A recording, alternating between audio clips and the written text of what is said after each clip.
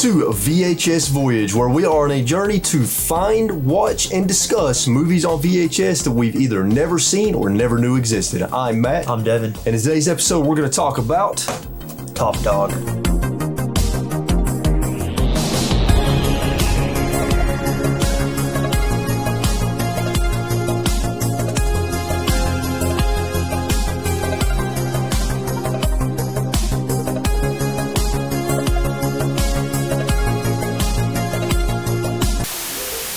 Okay, everybody.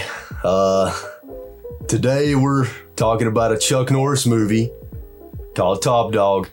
And in this episode, we're going to answer the question, is it the greatest movie ever made? No. No, it's not.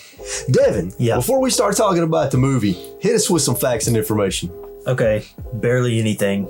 Not surprised. Directed by Aaron Norris, Chuck Norris's brother. I figured that, yep. This guy only directs Chuck Norris stuff. And apparently he's actually a stuntman. Really? So, yeah. Okay. It's written by Aaron Norris and Ron Swanson, not the Ron Swanson. Yeah, I was thinking that. I was like, is that Ron Swanson from Parks and Recreation? Yeah. IMDb, 3,000 something reviews. Okay, IMDb, I'm going to say 2.9. It's a little bit higher than that. 3.7. Higher. 4.2. 4.1. 4.1. Okay, Yeah. okay. It's because it has a dog in it. That's the only reason it even made it that high. Okay. Rotten Tomatoes critic and audience is available. Okay. I might have seen the first thing I've ever seen in the history of Rotten Tomatoes. I've never seen this before. Huh. Okay. Critic score 20. Lower. 0. Yes. Okay. That's the thing I've never seen before. Wow. It's 0. So it has a Z. So that means 0 critics gave it over like 60. Yeah. So that means none of the critics like this movie. Yeah. Audience score, I'm going to say 20. It's a little bit higher. But 39. 32. 32. Okay. Yeah. This stars Chuck Norris. Yep. You guys know who Chuck Norris is. You don't need us to explain Chuck Norris. Yeah, also, so only fact I could find is this happened 9 days after the Oklahoma City bombing. But and they blamed that for the movie doing bad. That's not why the movie did bad. They blamed it because they said that this movie has to do with a bombing. Yeah. And they were like, oh, well, that's why the movie did bad. No, that's not why the movie did bad at all. Maverick cop Jake Wilder, played by Chuck Norris, is convinced his career has gone to the dogs when he meets his new partner, a mischievous, high IQ canine named Reno. But when a brutal white supremacist plot is uncovered, Jake and Reno join forces to become a two-fisted, four-pawed crime-fighting machine in this explosive action thriller. Yeah, that pretty much summed up the story. Essentially, you got this police dog named Reno. Reno's partner, who is an old man, gets killed by this white supremacist group because he's stupid enough to go follow these perps and investigate them without any backup. He doesn't tell anybody on the force he's going to follow. This happens at the beginning of the movie. He doesn't tell anybody on the force. He doesn't call for backup. He just does it on his own. And of course, he's going to get killed. So he gets killed. So the dog ends up with Chuck Norris. Chuck Norris is this like disheveled slob of a cop. He's like he gets in trouble a lot, but apparently he's a good cop. And him and the dog team up, and it's about them trying to stop this white supremacist terrorist group. Okay, so that's pretty much the story. Anything you want to add to that? Can I just say, okay, this movie opens with a white supremacist group doing their shit, like having a meeting or whatever, talking about their terrorist attack. Then it cuts to two dudes walking away from an explosion. Then it cuts to the title card, Top Dog. Yeah. Yeah. No longer have to tolerate the further degeneration of our supreme white race.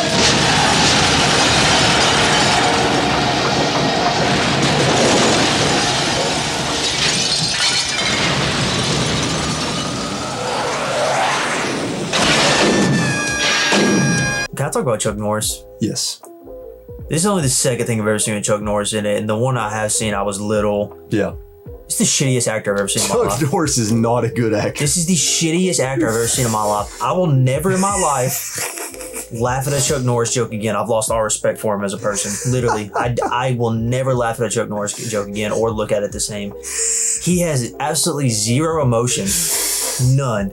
He delivers every line so dry. Yep. I'm disappointed. People hype this man up like he's the greatest thing ever. He's the second coming of Jesus. No. And he takes it to a whole new level. Like I said, a lot of 80s and 90s action stars, not that great acting, but at least they can act a little bit. This man is terrible. It's almost hard to watch sometimes. The story's absolutely ridiculous and absurd. This really over the top. This white supremacist terrorist organization is just super over the top and super unrealistic. They're all a bunch of idiots too. They're all a bunch of morons. These guys couldn't commit a successful crime if their life depended on it. The cops find their lair full of explosives and guns like it's nothing. Chuck Norris finds them like it's nothing. They figure they're just a bunch of idiots. They're just a bunch of idiots. And in typical movie fashion, the really bad guy, the leader of the group, he all through the movie, he instantly kills any cops that get in their way. The old man at the beginning with the dog, 2 cops in their police car later on in the movie.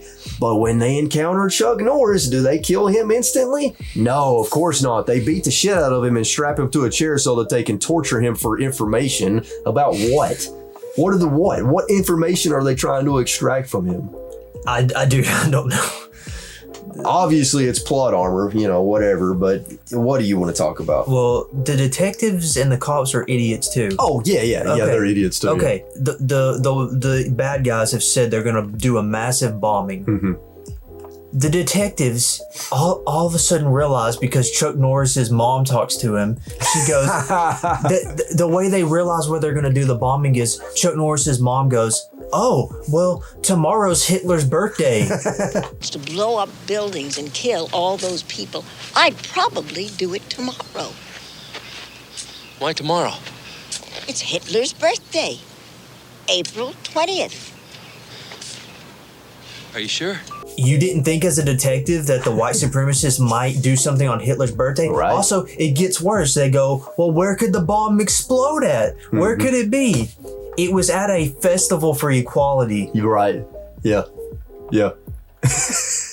Kohler mentioned a park. Balboa Park. The Coalition for Racial Unity opens this morning. That's it, let's go. Oh my God. The detectives, if any normal detective would have figured this out in 10 minutes, they're going to do it on Hitler's birthday at the Festival for Equality.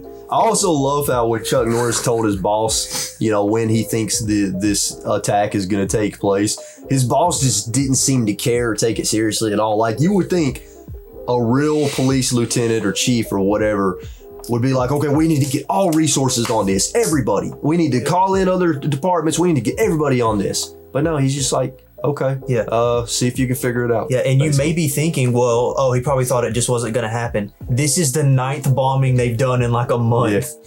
Yeah. So, like I said, Chuck Norris is a good cop. He gets in trouble a lot, apparently, because he starts the movie in suspension. They get him back because they want him to investigate the murder of the police officer that had the dog previously, as well as try to find this white supremacist group and figure out where they're going to attack next. Here's a scene I thought was funny. Now, I'll admit, I don't know a lot about C4, okay? C4 explosive. I don't know a lot about that. By the way, I'm glad we're not monetized right now because we're saying bomb, C4, white supremacist, Hitler. You said it, not If me. we were monetized, this video would probably not be monetized. There's a scene, and I don't even know what the fucking point of this scene was. There's a scene where there's a police checkpoint, and these 2 guys in a car come to this police checkpoint, and they're like, the guy in the passenger seat's like, we got a bunch of C4 in here. You need to get us through this. And he's like, calm down, let me handle this. And so they end up driving away. And there's this big police chase scene where the cops chase them, and there's, everybody shooting an Uzi, and the sound effects are awful. The shooting sound effects are awful. None of it is just terrible. So they're getting this big shootout chase scene in vehicles, and they end up causing the bad guy's car to wreck and explode. And you later found out there were like a couple 100 pounds of C4 in the car, but the explosion was tiny. Yep.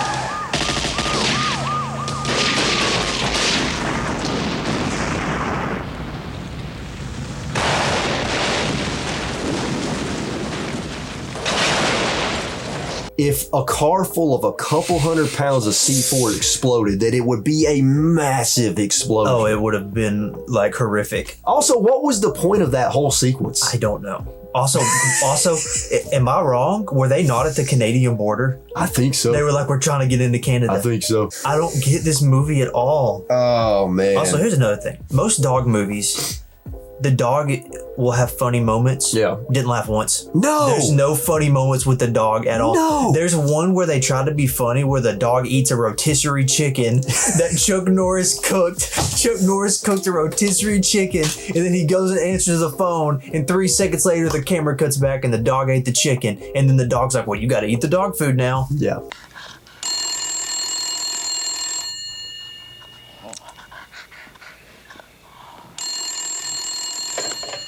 Yellow. Respect his abilities. He's a dog, for crying out loud. You ate my chicken, you mangy mutt. What am I supposed to eat?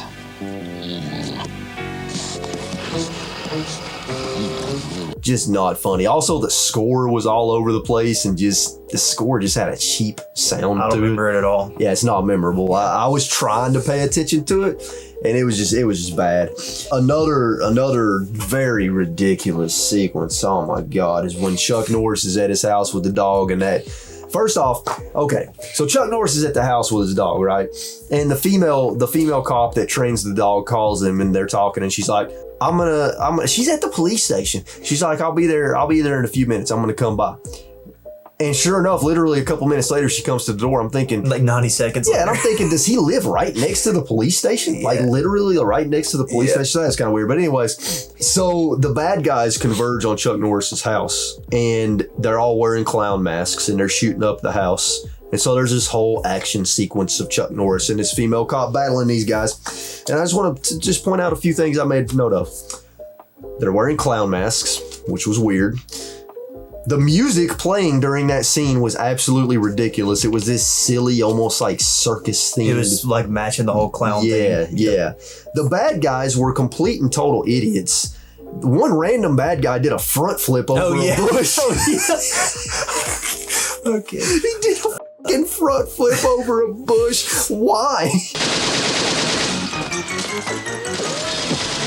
If you're shooting up a house, why would you do a front flip over a bush? So anyways, so there's that. And then here's the kicker, okay? There's a part where Chuck Norris is in the doorway with the chick and he's like, cover me. And he starts running out before she even starts firing her gun. Yeah. If you cover somebody, you're supposed to start firing before they run out. Mm-hmm. But no, he's just like, cover me. He runs out and then like 5 seconds later, she starts shooting her gun. Just so stupid. And then the scene closes out with this transition where it's like a circle closing transition. I got something else with the end too. What? The scene literally ends with Chuck Norris looking down at the guy and he goes, "You're under arrest, bozo." Get it? Because he's a fucking clown.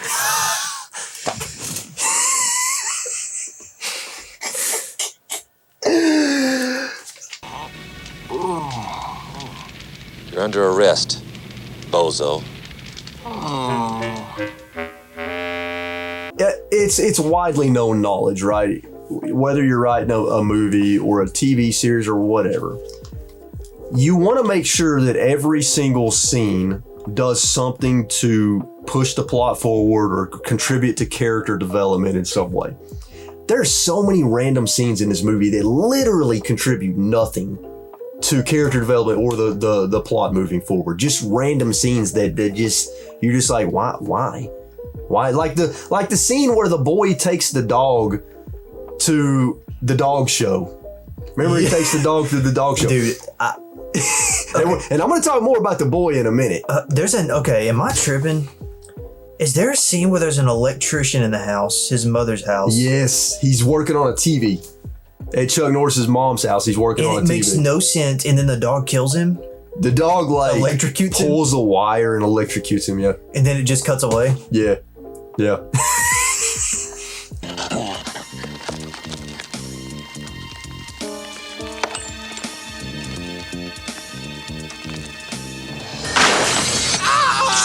What was that? Oh, it was probably the repairman fooling around with the TV. All this we're talking about takes place in about an hour and 15 minutes. Yep. Yeah. All this. Yeah, it's not a long movie. So there's another ridiculous scene where Chuck Norris is in a house.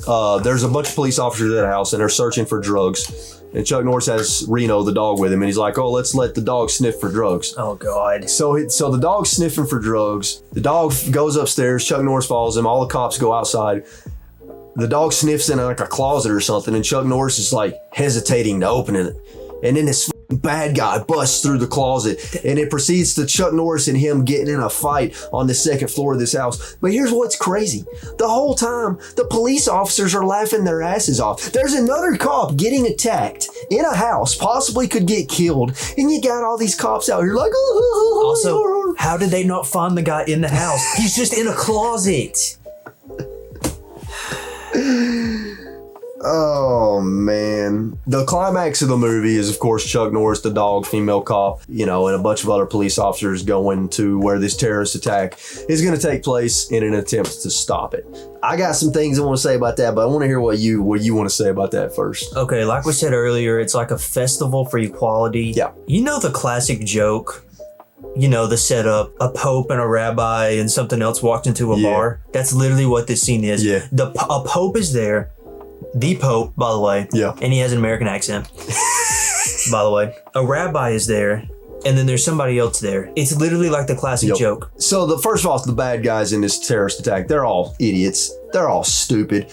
They start shooting all over the place with their automatic weapons. They literally don't hit a single. Now I get it. This is supposed to be sort of a family movie, PG-13, although it has white supremacists in it. So That's a good what point. family movie has white supremacists doing bombings in it? But it's supposed to be a family movie. These bad guys don't shoot a single person, dude. They're literally firing into the crowd of this event, and nobody gets shot. They're stormtroopers from Star Wars, basically. They just can't hit anybody. So there's a kid in the movie. The old man at the beginning of the movie that's partners with the dog is the kid's grandfather. So the kid knows the dog, right? There's a scene right when this terrorist event's fixing to take place where the kid sees it on the news and he sees that it's about to go down. So he gets on his bike and he starts riding off. And I'm thinking, what the fuck's going on here? Is this kid thinking he's going to go stop a terrorist event or something? So every now and then during this whole thing, it would cut to a scene of the kid like riding his bike, like it's trying to insinuate he's on his way there, he's going to stop it all or something. So it gets to the point where Chuck Norris is fighting the final bad guy, just kicking the guy's ass. And the dog is going to kill the bad guy because the dog recognizes that the bad guy's the one that killed his own partner. And the boy just fucking shows up out of nowhere. How did he know where the dog was? How did he manage to show up in the right spot right at the right time? Why did he even go to this event in the first place? We'll never know because it makes no sense and the movie doesn't explain it at all. So, Devin, do you want to talk about this, the Pope red scarf scene? The Pope gets freed. He gets out of the car. Oh, by the way, you want to know how they disabled the bomb? They pulled the red wire instead of the blue wire. And then the Pope and the rabbi get out of the car, and the dog throughout the whole movie has an obsession with scarves. So he rips the Pope's thing off, and then the Pope goes flying. And and the Pope speaks English and has an American accent. Yeah. And then the Pope just crashes on the ground. And then that's pretty much where the movie ends. Come through this truck. Reno, no!